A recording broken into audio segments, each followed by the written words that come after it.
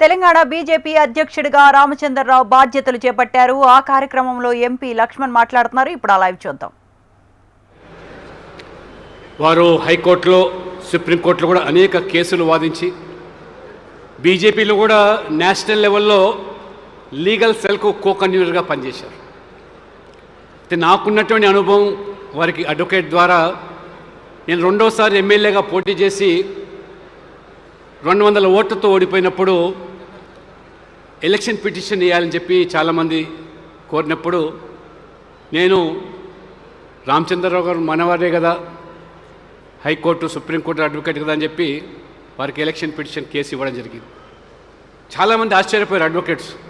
అరే Ramachandra Rao criminal lawyer, మీరు ఆయనకు ఈ civil petition at least criminal lawyer కానీ క్రిమినల్ కాదండి. కిషన్ రెడ్డి గారు క్రిమినల్ లాయర్.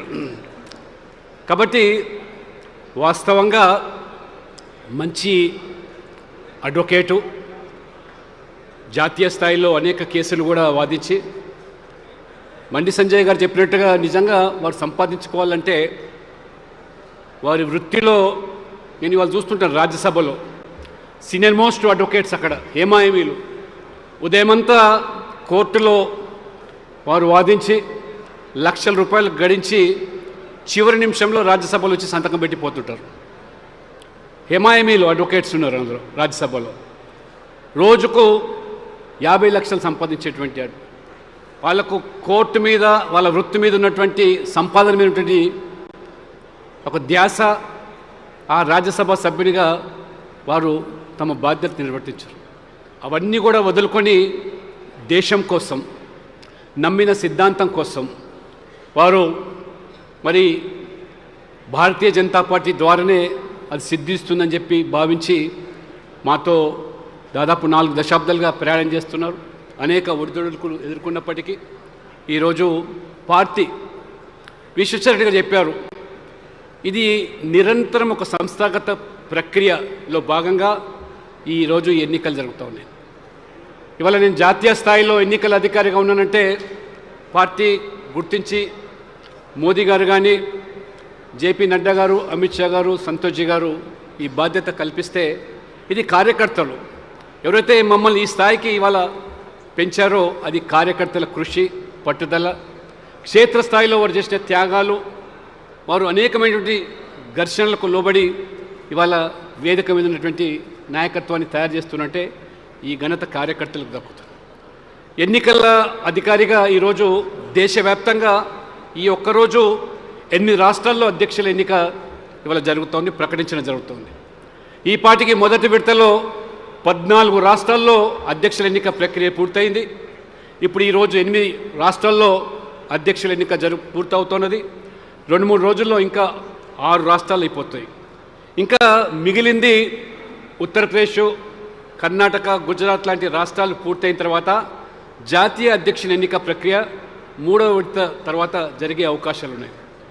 ఒకసారి ఆలోచన చేయండి, ప్రపంచంలోని అతిపెద్ద రాజకీయ పార్టీగా కొనసాగుతున్న పార్టీ ఇవాళ భారతీయ జనతా పార్టీ. 14 కోట్ల సభ్యులు ఉన్నటువంటి పార్టీలో గత 6 మాసాలు పైగా ఈ ప్రక్రియ జరుగుతున్నదంటే అంతర్గత ప్రజాస్వామికంగా ఇది ఏకైక పార్టీ భారతీయ జనతా పార్టీలో మాత్రమే ఇది సాధ్యమనేది. దాదాపు దేశవ్యాప్తంగా 10 లక్షల పైగా పోలింగ్ బూతుల్లో 7 లక్షల పోలింగ్ బూతులు కమిటీలు పూర్తయిపోయినాయి. దాదాపు 18,000 మండల కమిటీల్లో ఈ పార్టీకి 15,000 పైచీలకు మండల కమిటీలు పూర్తి చేసుకున్నాం. 1,993 జిల్లా కమిటీల్లో 900 పై జిల్లా కమిటీలు పూర్తి చేసుకున్నాం.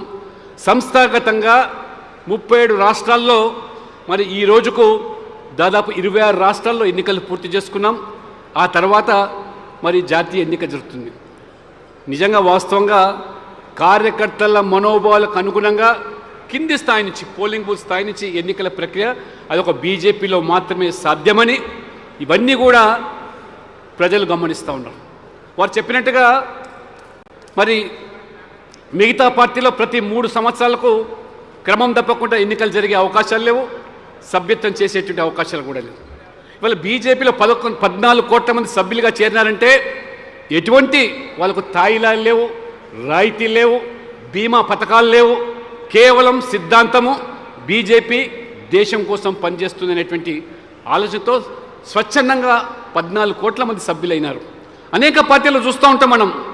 మా పార్టీలో సభ్యులైతే మీకు జీవిత బీమా ఇస్తామని, ఆరోగ్య బీమా ఇస్తామని రకరకాలైనటువంటి తాయిలాలు ప్రకటిస్తారు. కానీ ఎటువంటి తాయిలాలకు లోబడకుండా ఈ దేశం కోసం పనిచేసే వాళ్ళు 14 కోట్ల మంది సైనికులుగా ఉన్నారంటే ఇది ఆ ఘనత అనేది భారతీయ జనతా పార్టీకి దక్కుతుంది. సుశిక్షులైనటువంటి కార్యకర్తలతో కూడుకున్న పార్టీ కాబట్టి ఇవాళ ఈ రాష్ట్రంలో రామచంద్రరావు గారి నాయకత్వంలో ఏ రకంగా రాష్ట్ర రాజకీయాల్లో ప్రజలు మార్పు కోరుకుంటున్నారు. గతంలో 10 సంవత్సరాలు బీఆర్ఎస్కి అవకాశం ఇచ్చారు. అది పూర్తిగా కుటుంబ పార్టీ, అవినీతి పార్టీ, కోట్లు గడించి ఏ రకంగా తెలంగాణను కొల్లగొట్టారో ప్రజలు ఇవాళ ఆ మార్పు కోరుకొని కాంగ్రెస్కి అవకాశం ఇస్తే కాంగ్రెస్ ఇవాళ తెలంగాణ సంపదను దోచుకొని ఢిల్లీకి ఇవాళ కప్పం కడుతూ ఉన్నారు. ఇవాళ తెలంగాణ సంపద ఏ రకంగా దోపిడీ గురవుతున్నదో లక్షల కోట్లు మరి ఇవాళ ఇక్కడ ఉన్నటువంటి రైతాంగం కానీ కార్మికులు కానీ కష్టపడి సంపాదించిన సంపదను ఈ రకంగా ఈ 2 పార్టీలు తెలంగాణను దోచుకొని ఏ రకంగా ఈరోజు మార్పు కోసం చూస్తారు. కాబట్టి ఇవాళ మార్పు అనేది అది బీజేపీ వల్లనే సంభవం అని చెప్పి ప్రజలు విశ్వసిస్తున్నారు. కాబట్టి ఇవాళ భారతీయ జనతా పార్టీ అధ్యక్షుడు అంటే ఒక వ్యక్తి నడిపించే పార్టీ కాదు. ఇది సమిష్టి నిర్ణయము, సమిష్టి నాయకత్వంతో నడిచేటువంటి party. Team decides, president presides. కాబట్టి ఇవాళ ఒక టీమ్గా పనిచేసేటువంటి పార్టీ భారతీయ జనతా పార్టీ. కాబట్టి సమిష్టి నిర్ణయాలు, సమిష్టి నాయకత్వం, దానికి అధ్యక్షుడు మన క్యాప్టెన్ మాత్రమే. కాబట్టి పోలింగ్ బూత్ ప్రెసిడెంట్ కూడా ఇవాళ రాష్ట్ర అధ్యక్షుడు అని చెప్పి భావించి పనిచేస్తేనే రామచంద్రరావు గారికి మనం ఇవాళ పూర్తిగా అండగా ఉన్న వాళ్ళం అవుతాం. ప్రజలు ఏదైతే తెలంగాణలో ఆకాంక్షిస్తున్నారో, ఆలోచన చేస్తున్నారో, కాంగ్రెస్ పార్టీ నుంచి విముక్తి పొందుతున్నారో, బీజేపీ మాత్రమే ప్రత్యేకమని భావిస్తున్నారో వాళ్ళందరికీ కూడా ఆ మార్పు నరేంద్ర మోడీ నాయకత్వంలో 11 సంవత్సరాలుగా అవినీతి రహిత పాలన, కుటుంబ రహిత పాలన, అదే రకంగా ఇవాళ అపీజ్మెంట్ పాలిటిక్స్కి ఏవైతున్నాయో అతీతంగా పనిచేసేటువంటి పాలన మోదీ నాయకత్వంలో తెలంగాణలో కూడా డబుల్ ఇంజిన్ సర్కార్ రావాలి, అవినీతి రహిత పాలన కావాలి, కుటుంబ రహిత పాలన కూడా కోరుకుంటున్నారు. కాబట్టి అది బీజేపీకి సాధ్యమని విశ్వసిస్తున్నారు. కాబట్టి దయచేసి ఆ కోణంలో మనందరం కూడా సమన్వయంతో కలిసి పనిచేస్తాం. ఆ రకంగా అందరం కొత్త పాత అనేటువంటి అభిప్రాయాలు లేకుండా అందరం కలిసి ఇంకా ఈ పార్టీని బలపరచడానికి వచ్చే వాళ్ళను స్వాగతిస్తాం. ఆ రకంగా పార్టీని మన సిద్ధాంతాలతో, మన విధానాలతో మోదీ నాయకత్వాన్ని కోరుకునేటువంటి రాష్ట్రంలో అందరిని కూడా కలుపుకొని ఖచ్చితంగా తెలంగాణ ప్రజల ఆకాంక్ష భారతీయ జనతా పార్టీ కాషాయ జెండా తెలంగాణలో రెపరెపలాలని కోరుకుంటున్నారు. కాబట్టి అది రామచంద్రరావు గారి నాయకత్వంలో అందరం కలిసి పనిచేద్దామని కోరుకుంటూ మరొకసారి వారికి హృదయపూర్వకమైన శుభాకాంక్షలు.